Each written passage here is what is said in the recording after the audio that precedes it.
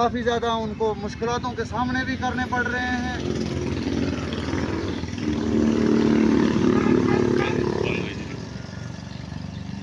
आइए यहाँ पे आज हमारे भूषण जी हैं, जो कि शांति भूषण शर्मा, शांति भूषण जी उनका पूरा नाम है, और वो बीडीसी वालों के लिए बहुत सारी, एक ही शांति भूषण नहीं है, उनके साथ बहुत सारे लोग जो हैं कॉर्पोरेट में चलकर, क्योंकि उन लोगों को बहुत सारी मुश्किलातों का सामना करना पड़ा है।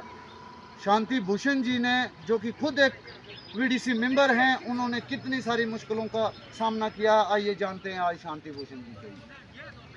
शांति भूषण जी, सबसे पहले शिवालिक इकोज में आपका स्वागत करते हैं हम, और आपके सभी साथियों का शिवालिक इकोज में स्वागत करते हैं। आपको किन किन मुश्किलातों के सामने इस भाजपा की सरकार के टाइम में उठाने पड़ रहे हैं, क्या आप शिवालिक इकोज को बताएंगे?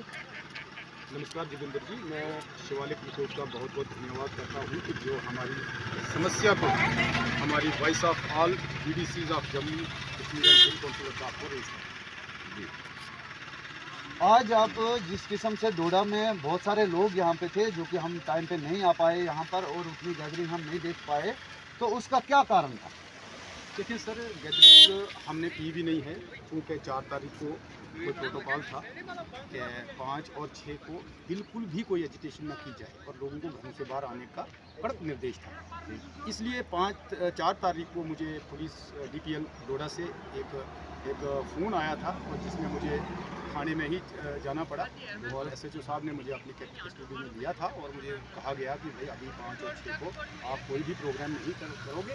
फिर उन्होंने हमें माननीय हमारे SHO साहब ने बहुत, एक मैं कहूँ कि हमारे साथ बहुत बड़ी हमदर्दी की, और फिर उन्होंने हमें आज SSP साहब के साथ मिलाया, और DC साहब के साथ भी हमने मिलना था, लेकिन DC साहब जो है वो बदकिस्मती की वजह से कहीं भागवा टूर पे थे, तो इसलिए हम जो है SSP ऑफिस भी गए। बहुत बहुत धन्यवाद जनाब आपका।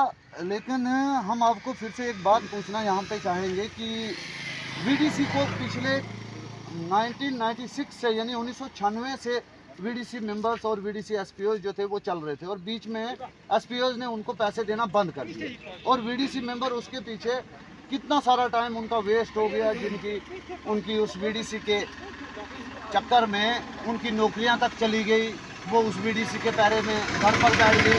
उनके बारे में आप क्या कहेंगे, उनका क्या हाल हो रहा है?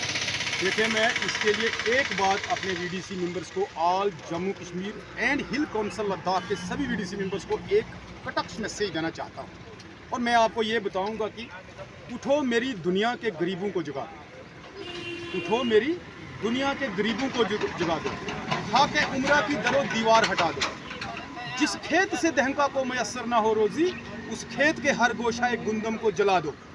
बहुत बहुत धन्यवाद जनाब। मैं कहना यह चाहूँगा कि इसके अंदर जो कुछ भी कसूर है या जो भी दोष है, वो हम सीधा ही भारतीय जनता पार्टी और उनके देशभक्त MLA और नेता जो हैं, जो केंद्र में जाकर हमारे नाम से वोट लेकर हमारे गरीबों को झूठ बोलकर इस वक्त जाकर शासन कर रहे हैं, और खुद वो इस वक्त बहुत बड़ी, मैं कहूँ कि सभ्यताओं का ऐशो आराम जो है भोग रहे हैं, लेकिन इस वक्त गरीबों की भूखमरी उनको नजर नहीं आती है। इसलिए मैं ये गुस्से में आकर ये बात कहना चाहता हूँ कि आपने ये पूछा कि इसके बारे में किसका दोष है, मैं सीधा भारतीय जनता पार्टी को निशाने पे ले रहा हूँ, क्योंकि उन्होंने DDC इलेक्शन के टाइम हमको रिटर्न एविडेंस दिया, लिखित आश्वासन दिया, और कहा कि हम आपके मसले को केंद्र से जाकर होम मिनिस्ट्री से ही हल करवा के लाएंगे। लेकिन जोगिंदर जी, मैं आपको ये कहना चाहता हूँ कि 2016 से लेकर अभी तक जो हमारे बीडीसी मेंबर्स हैं वो दम तोड़ चुके हैं, इस वक्त घरों में चूल्हे बुझ गए हैं, और यहाँ तक के बच्चों की फीस को मरने दो, हम बच्चों को अनपढ़ भी रख लेंगे, लेकिन इस वक्त जो हमारे घरों में दवाइयाँ, BP, diabetes, sugar, kidney fail, heart attack, क्या क्या बीमारियां इस वक्त हमारे घरों में बुजुर्गों को, और बीडीसी मेंबर्स खुद भी फिजिकल अनफिट हो चुके हैं।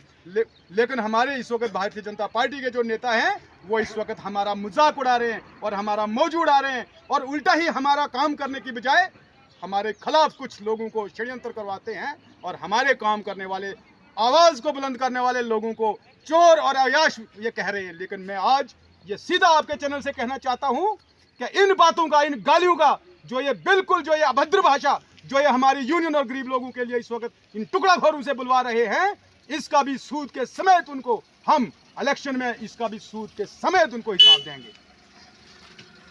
धन्यवाद भूषण जी। जैसे कि आपने सुना अभी भूषण जी ने आपके सामने क्लियर सारी बातें रख दी। शिवालिक की कोज हरगज ये चीज़ बर्दाश्त नहीं करेगी कि हमारे देश की जनता हमारी साथी होती है, हमारा सुख दुख बांटने वाली होती है। उसके साथ अगर किसी भी किस्म की कोई भी गुस्ताखी होती है, वो शिवालिक की कोज हरगज पीछे नहीं रहेगी। वो कभी भी अपनी कमाई के लिए काम नहीं करती, वो हमेशा ही लोगों के लिए काम करती है। आइए जानते हैं, यहाँ पर उनके साथ दूसरे भी साथी हैं, उनका क्या कहना है इस बारे में। जनाब आपका शुभ नाम? सर मेरा नाम राजविश है, मैं भद्रवाह से बिलोंग करता हूँ। जी जी सर। तो सर आज हमारा सब वीडीसी मेंबर भाइयों को जो यहाँ पे आए थे, हमारे यूनियन के लोग, हमारा एक ही मुद्दा था सर, जो गवर्नमेंट ने ये नोटिफिकेशन निकाली है एसपीओज़ की।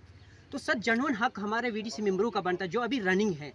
जैसे मैंने 20 साल पहले इस गन को पकड़ा था अपने देश की सुरक्षा के लिए, अपनी पढ़ाई को छोड़कर और मिलिटेंसी के पीछे हम लोग इतने बेबस थे कि हम इसके अलावा कोई भी रास्ता नहीं चुन सकते थे। तो सर इस वक्त ये गवर्नमेंट, भाजपा गवर्नमेंट हमें इग्नोर कर रही है, क्यों ना कि जो हमारे 20 साल ज़िंदगी के महत्वपूर्ण, जिस टाइम हम कुछ कर सकते थे, वो गवर्नमेंट ने अपनी सुरक्षा के लिए और सारी पूरी डिस्ट्रिक्ट डोडा और पूरे इस जेएंडके की सुरक्षा के लिए हमने दे दिए। लेकिन इस वक्त ये भाजपा गवर्नमेंट हमें इग्नोर कर रही है। इसलिए हम जब माननीय एसएसपी साहब के पास ये रिक्वेस्ट लेकर आए थे कि सर हमारा ये जेन्युइन हक जो बनता है, जो वीडीसी के एसपीओज़ है, हमें इसमें सिलेक्ट कर दो। तो उन्होंने सीधा सीधा सर इनकार कर दिया कि जो हमें होम मिनिस्ट्री ऑफ अफेयर्स से जो भी गाइडेंस आई सर, जो भी प्रोटोकॉल पीछे से आया उसी पर चल सकते हैं सर।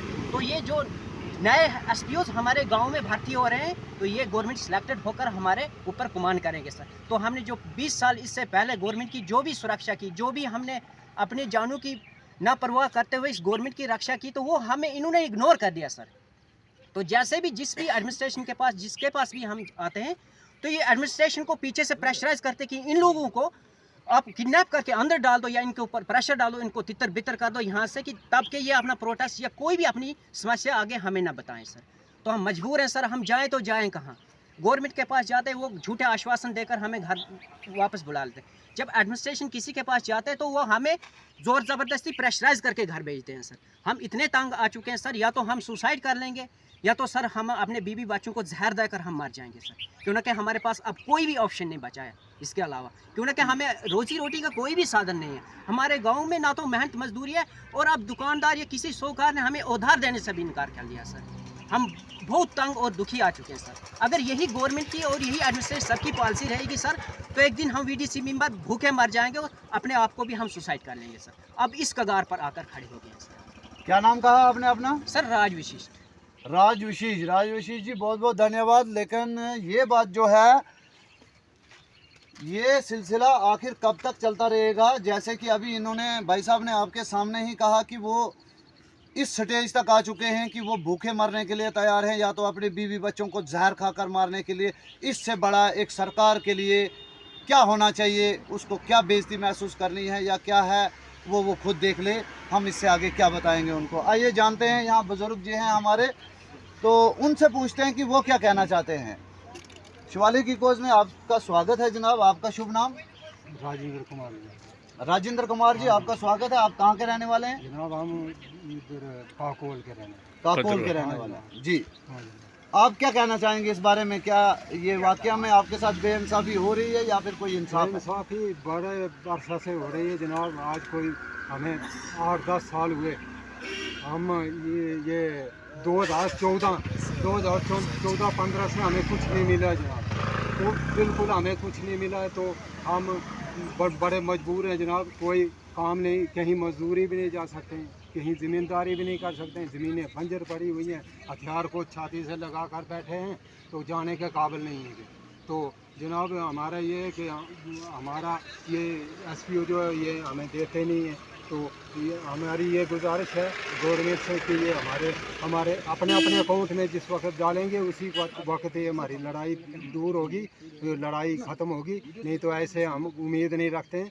तो मैं सरकार को ये चेतावनी देता हूँ कि आने वाले वक्त में भारतीय जनता पार्टी को ये कालख लगने वाला है, ये कलेश लगेगा, हमारे गरीबों का ये कलेश लगेगा। ये जितने नहाए धोएंगे इनका ये कलेश धोए नहीं जाएगा। तो आगे कोई भी इलेक्शन आएगा, चाहे पार्लियामेंट का आएगा, चाहे असेंबली का आएगा, तो हम तो इनके खिलाफ खड़े होंगे, हम बाइकाट कर देंगे, हम इनके साथ नहीं हैं।